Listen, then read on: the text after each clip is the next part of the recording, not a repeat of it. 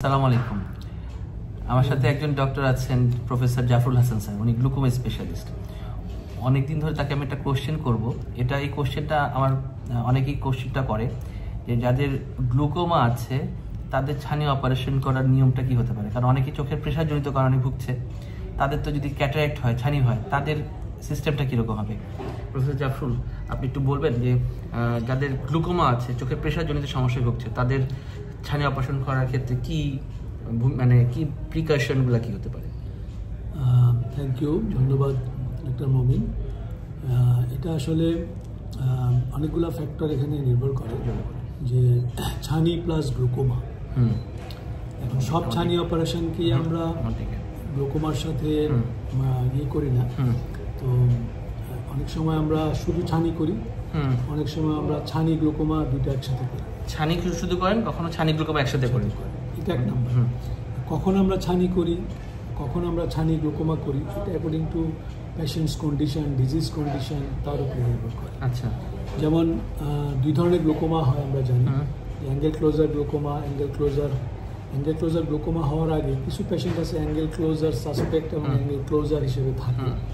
এই ধরনের পেশেন্টগুলোকে শুধু আমরা ছানি করে দিই। আচ্ছা, আর যাদের গ্লুকোমা থাকে, যাদের গ্লুকোমা থাকে, অ্যাঙ্গেল ক্লোজ থাকে এবং অ্যাডভান্স মানে পানি যাওয়ার রাস্তাটা যে তৈরি হয় সেটা বের হতে পারে না, যদি তখন আমরা কম্বাইন্ড সার্জারি গ্লুকোমা এবং ছানি দুটো একসাথে। তো ওই কম্বাইন্ড সার্জারিটা মানে ওখানে একটা বাইপাস একটা করে দেন, ছানিটা করি, সাথে আমরা একটা বাইপাস সার্জারি। আউটকামটা কিরকম? ভালো আউটকাম, খুব ভালো।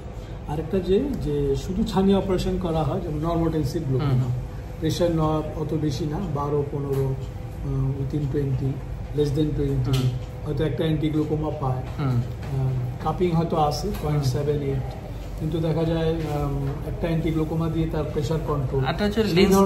অনেকে ছানি আছে, অনেকে আমরা ক্যাটারাক্ট সার্জারি ছানি অপারেশন, কিন্তু অনেকে লেন্স আছে, লেন্সটা পেকে গেছে। এই লেন্স পেকে থাকার কারণে যে ছানি অপারেশন করতে দেরি করছে, এটাও তো চোখের প্রেশার বাড়তে পারে। এটা হলো সেকেন্ডারি গ্লুকোমা, এটা সেকেন্ডারি লেন্স ইনডিউস, মানে ছানির কারণেই গ্লুকোমা। এটা তো যত তাড়াতাড়ি অ্যাজ ফার অ্যাজ পসিবল। মানে দর্শক, আমি জাস্ট শর্টকাট দুটো কথা বলি যে প্রফেসর জাফরুল স্যার যে গ্লুকোমা নিয়ে কাজ করে, তাকে সবসময় পাওয়া যায় না। আজকে পেয়েছে দেখে দুটা কোশ্চেন অনেকে আমাকে করেছে। আমি রেটিনা নিয়ে কাজ করে দেখে ভাইয়াকে জিজ্ঞেস করলাম যে গ্লুকোমার যেই সমস্যাটা, যে যাদের ছানি অনেক পেয়ে গেছে তারা যদি দেরি করে তাহলে কিন্তু চোখের প্রেশার বাড়তে পারে। আর যাদের গ্লুকোমা রোগে ভুগছেন কিংবা চোখের প্রেশারজনিত কারণে ভুগছেন, তাদের ছানি অপারেশন করা যেতে পারে।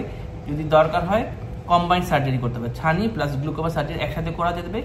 এতে চোখের দৃষ্টির কোনো ক্ষতি হবে না, কিন্তু দেরি করলে চোখের আরো ক্ষতি করতে পারে, দৃষ্টি এবং চোখের নাক দুইটারই ক্ষতি হবে। ধন্যবাদ ভাই, থ্যাংক ইউ, আসসালামু আলাইকুম।